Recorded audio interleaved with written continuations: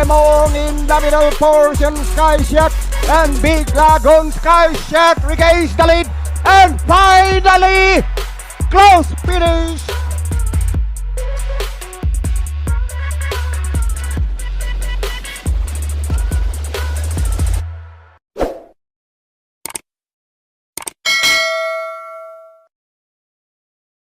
Welcome back bayang karerista dito sa ating YouTube channel sa Karera sa Pinas. Muli tayong magbibigay ng karera tips at analysis para sa gaganaping karera ngayong araw ng Miyerkules, March 4, 2026. Balik naman tayo dito sa karerahan ng Metro Manila Turf Club sa Malbar, Batangas. Ang start time natin ay 5:30 PM. Meron tayong 7 karera. Halos lahat ng karera ay paglalabanan sa distansyang 1200 meters. Meron tayong isang set ng winner take all, isang set ng pick 6, isang set ng pick 5 at pick 4. At syempre yung iba pa nating mga exotics. Tingin ko balansyado ang magiging karera ngayong araw ng Miyerkules. May mga yamado pero tingin ko hindi patok. Maraming may panalo sa kada karera. Kaya tingnan natin, simulan na natin magbigay ng giya bayang karerista. Race number 1, start ng ating winner take all. Ito ay isang 3-year-old and above maiden race group placers. Meron tayong 8 kalahok.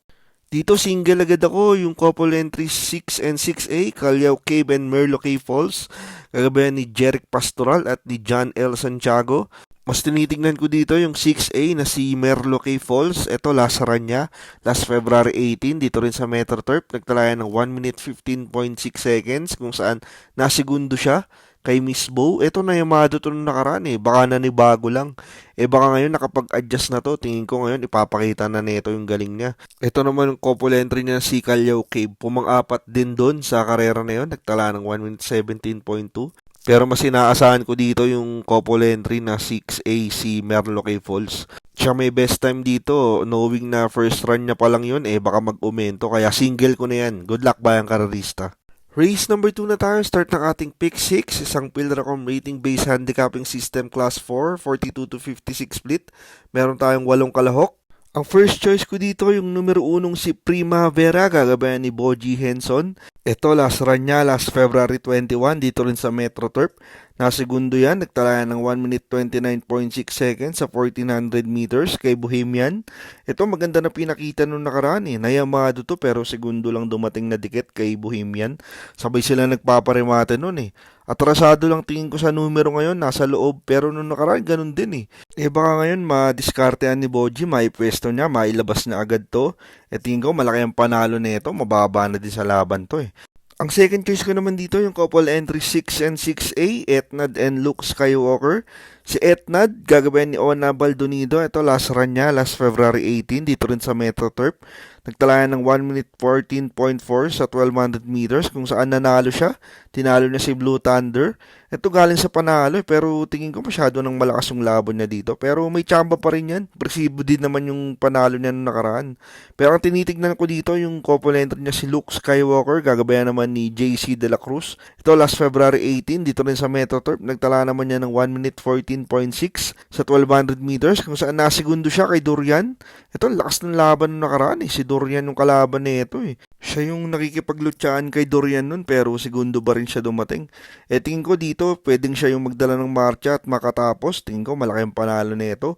Huwag lang gagambalayan ni Golden Opportunity. Pwedeng makasolo to. Kaya yan ang second choice ko. Good luck bayang karerista.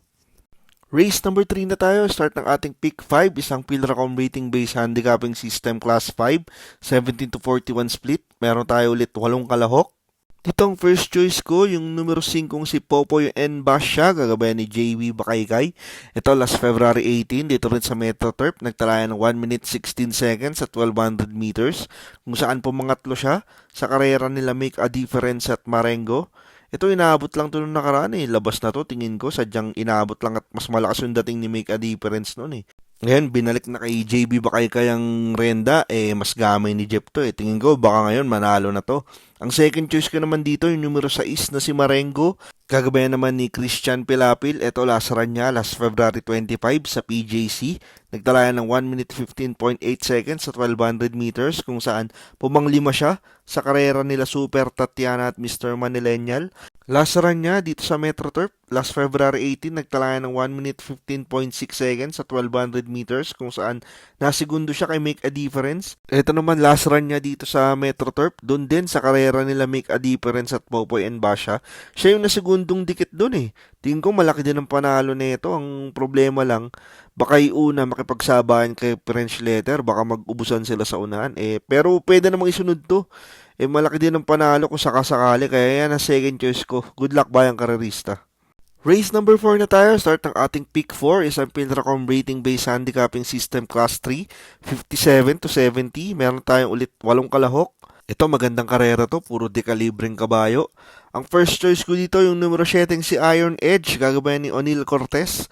Ito last February 14 sa PJC, nagtalayan ng 1 minute 23.8 seconds sa 1400 meters kung saan na tersera siya sa karera nila Reverse Merger at Resonant.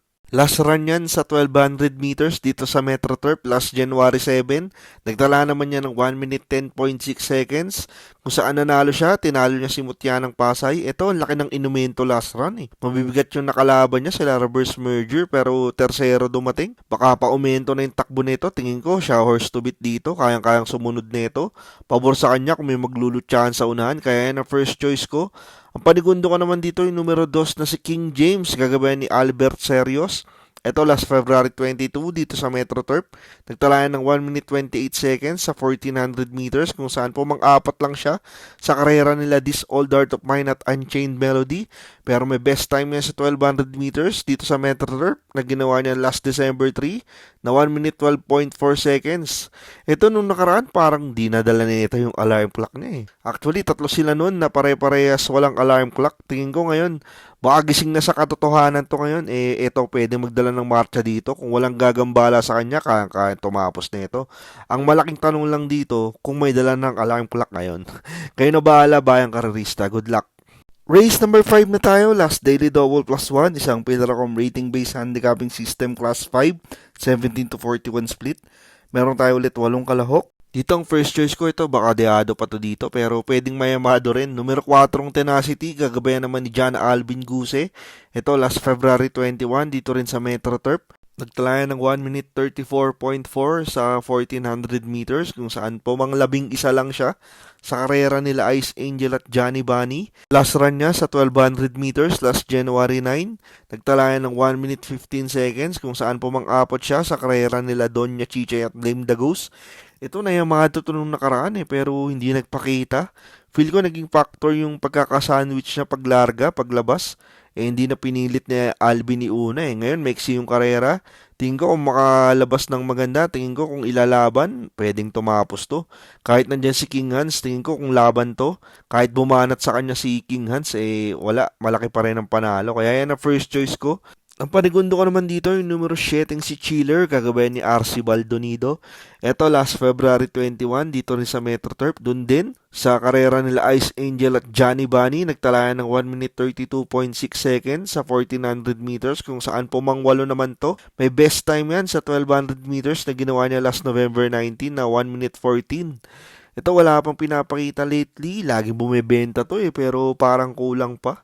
Ngayon, pahiyang o na Baldonido na sasakay, baka mas maganda ipakita ngayon. Pwedeng isunod lang to at kumuha ng unahan kung magubusan yung mga matutulin na sila King Hans at Tenacity. Tingin ko isa to sa mga pwedeng pakinabang, kaya yan ang second choice ko. Good luck bayang karerista. Race number 6 na tayo, last daily double for the day. Isang Pilracom rating based handicapping system class 4, 42 to 56 split. Meron tayo ulit 8 kalahok. Dito naman ang first choice ko, yung numero 1 si Batang After 7, gagabayan ni Apoy Asuncion. Ito last February 20, dito rin sa Metro Turf. Nagtalayan ng 1 minute 14 seconds sa 1200 meters kung saan tumersera siya sa karera nila Maiten at Robotic Clay. Ito, cambio hinete. Binigay na kay Apoy Asuncion, nagpahiyang, nasa loob ang numero ngayon, numero 1. Tingin ko kayang-kaya agad kumuha na ito ng unahan. Tingin ko ito nung nakaraan parang inaalalain niya si Don Pedro eh. Ang problema, iba yung nakinabang, walang nanalo sa kanila eh. Baka ngayon wala nang hocus-pocus. Ilaban na talaga tong numero 1 si Batang After 7. Yan ang first choice ko. Ang panigundo ko naman yung numero 6 na si Robotic Clay, gagabayan ni JB Bakaykay. Eto, last run niya, last February 20, dito rin sa Metro Turf. Doon din sa karera nila Mayten, nasigundo siya. Nagtala rin siya ng 1 minute 14 seconds at 1200 meters. Ito, maganda na yung kinilos nung nakaraan nung binalik kay Jeff Bakaykay. Sigundong dikit siya doon sa karera nila Mayten. Tingin ko kung may bubulabog kay Batang After 7 dito ulit, baka ngayon siya na makinabang dahil wala na si Mayten. Kaya yan na second choice ko. Good luck bayang karerista. Race number 7 na tayo. Last race for the night. Isang Pilracom rating-based handicapping system class 4. 42 to 56 split. Meron tayo ulit 8 kalahok. Dito ang first choice ko, yung numero 2 na si Grand Majesty, gagabayan ni Boom Boom Villegas. Ito, last February 18, dito rin sa Metro Turf, nagtalayan ng 1 minute 13.8 seconds sa 1200 meters kung saan nasigundo siya kay Bad Boy MJ. Ito, 2 beses na nasigundo. Noong nakaraan, feel ko napaaga yung kuha niya kaya inabot ni Bad Boy MJ. Baka ngayon nakapag-adjust na yung connections nito. Mas magaling kasi to pag home stretch na tumitirada Baka ganun na yung gawing diskarte ngayon. Baka manalo na. Yan ang first choice ko. Ang second choice ko dito, yung numero 5 si Calendar Girl, gagabayan naman ni Ryan Base. Ito, last February 21, dito rin sa Metro Turf. Nagtalayan ng 1 minute 28.2 seconds sa 1400 meters kung saan pumang-anim siya sa karera nila Extraordinary at Sweep Andre. Last run niya sa 1200 meters last January 21, nanalo yan. Nagtalayan ng 1 minute 13.6 seconds kung saan tinalo niya si Gentle Force. Ito ang tingin kong pwedeng magdala ng marcha dito sa unahan. Bukod kay Money for Gabriel, parang siya lang din yung mabilis dito. Pwede naman din to isunod. Kung sakasakali, R.A. Basinete, madalas magpanalo lately to Sa stable nila Mayor Calixto, saka Sir Bing Texon. Baka ma-irate na maganda, pwedeng makachamba to. Pero magulong karera tong last race na to. Halos lahat may panalo. Mas maganda magdagdag kayo dito sa paratingan. Napakagulong karera dito. Good luck bayang karerista. At syempre, bago tayo matapos, shoutout muna kay Mr. Eddie Aquino ng Barangay 843 Zone 92. Maraming salamat sa iyong patuloy na pagsuporta. At kung meron kayong mga gustong ipabati at pa-shoutout, i-comment nyo lang dyan sa comment section natin para sa susunod na video, ma-shoutout natin yung mga yan. At yan ang ating mga karera tips at analysis para sa gaganaping karera ngayong araw ng Miyerkules, March 4, 2026, dito naman sa karerahan ng Metro Manila Turf Club sa Malbar, Batangas, first racing day of the week. Muli, laging paalala, ito'y sariling aral at kursunada lamang. Pagdating sa tayaan, kayo pa rin na masusunod. Maraming salamat sa inyong patuloy na pagsuporta dito sa ating YouTube channel sa Karera sa Pinas. Magsitama sana kayong lahat at good luck bayang karerista.